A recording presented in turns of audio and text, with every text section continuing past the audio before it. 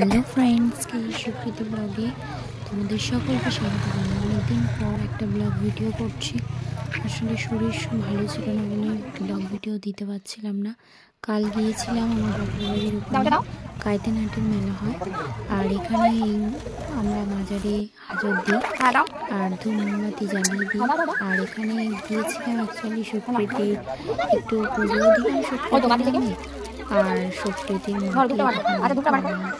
সব রান্নার জিনিস। এমনি প্লাস্টিকের আছে, কিন্তু মাটির জিনিসের রান্না কোনোদিন করেনি সুকৃতি বলতো।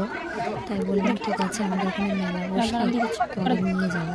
এটা ফাল্গুন মাসের পূর্ণিমা পরেই মেলাটা আরম্ভ হয়, আর 15 দিন মতো মেলাটা বসে। অনেক জিনিসপত্র নিয়ে গেছে সুকৃতি। তোমার রান্নাবাটি কি কি রান্নাবাটি? বাবা, উনুন, শিল, আর কি আছে দেখো? উনুনে কড়া বসিয়ে তরকারি হবে।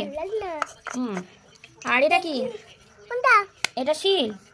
শিলের মধ্যে এটা নোড়া দিয়ে বাটনা বাজবে, তাই তো? আর কি আছে?